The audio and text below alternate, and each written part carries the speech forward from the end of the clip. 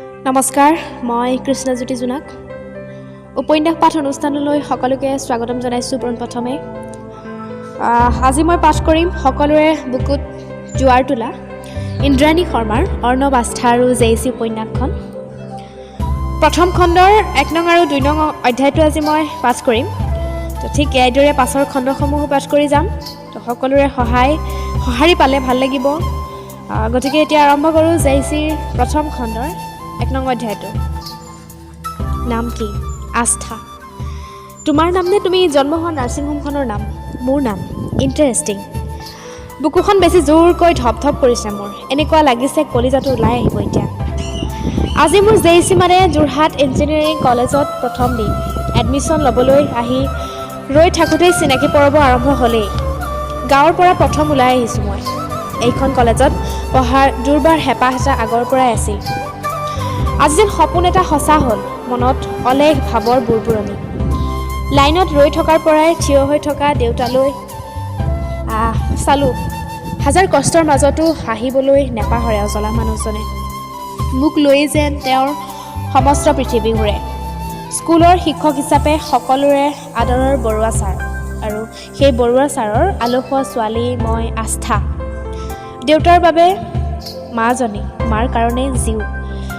ঘৰৰ পৰা আঁতৰি থাকিব পাৰিম জানো মই?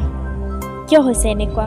মই সুখী হ'ব লাগে নে দুখী হ'ব লাগে আজি নাজানো। আস্থা বৰুৱা। নিজৰ নামটো শুনি উচাপ খাই উঠিলোঁ। ফৰ্মখন আৰু ফিজ লৈ কাউণ্টাৰ পালোঁগৈ। আকৌ এবাৰ ঘূৰি দেউতালৈ চালোঁ। একে ঠাইতে ৰৈ আছে। মই বাৰু আঁতৰি আহিছোঁ নেকি মোৰ সৰু পৃথিৱীখনৰ পৰা?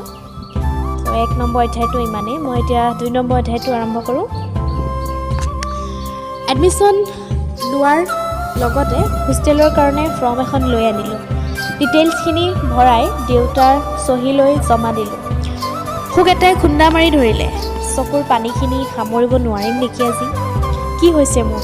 কিয় ইমান কঁপনি উঠিছে? গালখনচোন পুৰিছে মোৰ। লৰালৰিকৈ হোষ্টেলৰ বাবে জৰুৰী কামবোৰ কৰিবলৈ চেষ্টা কৰিছোঁ। নাই পৰা মই। নোৱাৰিম মই। হেই, ইউ নিড এনি হেল্প? হাতৰ পৰা কলমটো সৰি পৰিল। চকু তুলি চাবলৈ ভয় লাগিল। ইমান গভীৰ মাথাৰ। অলপ সাহস কৰি মূৰ তুলি চালোঁ। এজাক চেঁচা বতাহে খুব জোৰেৰে কোবাই গ'ল এইবাৰ, আৰু বেছিকৈ কঁপিছে বুকুখন। I am Arnab, computer science, last year. সন্মুখত থকাজন কলেজৰ ছিনিয়ৰ বুলি বুজি পালোঁ, কিন্তু অৰ্ণৱ পাগলৰ দৰে ভাল পাইছিলোঁ। ইছ প্যাৰ কো ক্যা নাম দো ধাৰাবাহিকখনৰ অৰ্ণৱ সিং ৰায়জাদাৰ নামৰ চৰিত্ৰটো। কি নিজকে দুচৰমান দিম যেন লাগিল। কি যে কথাবোৰ ভাবোঁ নহয় মই। নাই, নালাগে, পাৰিম। I just want to help the মানিত, চিঞৰি উঠিল তেওঁ। সকলোৰে ঘূৰি চালে আমাৰ ফালে। কিয় খং উঠিল একো বুজি নাপালে। দেউতা দৌৰি আহিল মোৰ ওচৰলৈ। মই মাত্ৰ কান্দিছোঁ। মোক আজিলৈকে ঘৰতে কোনেও গালি পাৰি পোৱা নাই, আৰু আজি কলেজৰ প্ৰথম দিনে চবৰে আগতে গালি খাইছোঁ। তেওঁ তেতিয়াও চাই আছে মোৰ ফালে। চকুৰ পৰা যেন জুই ওলাইছে তেওঁৰ। মই চুৰ্ণিখন জোৰেৰে খামুচি মাত্ৰ উচুপি আছোঁ। পাগল হৈছোঁ নেকি অৰ্ণৱ? সৰু ছোৱালী, ভালকৈ ক'ব পাৰিলি হয়। তেওঁ লগৰজনে বুজালে। মই চকু পানী মচি সেইখিনিৰ পৰা আঁতৰি আহিব খুজিলোঁ। এনেতে পিছফালৰ পৰা সুধিলোঁ, চৰি আংকল। তেওঁ মোৰ দেউতাক ক্ষমা খুজিছে। কি আচৰিত মানুহ। মুহূৰ্ততে ইমানেই খং আৰু এতিয়া ইমান নম্ৰ। আৰু নাভাবোঁ। চুৰ্ণিখন টানি চকু পানীখিনি মচি ল'লোঁ। দেউতা এইবাৰ মোৰ কাষে কাষে থাকিল। এডমিশ্যন প্ৰচিডিউৰ শেষ কৰি এইবাৰ হোষ্টেল চাবলৈ ওলাই আহিলোঁ, দেউতা আৰু মই।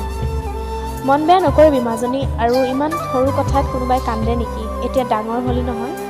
মই জানো দেউতাই মন ভাল লগাবলৈকে কথাকেইটা কৈছে, কিন্তু মই এদিনতে কেনেকৈ ডাঙৰ হ'ম? 2 নম্বৰ খণ্ডটো ইমানতে শেষ কৰিছে। তো 3 নম্বৰ খণ্ড আৰু 4 নম্বৰ খণ্ডটোলৈ মই আকৌ উপস্থিত হ'মহি। আজিলৈ অনুমতি দিয়ক।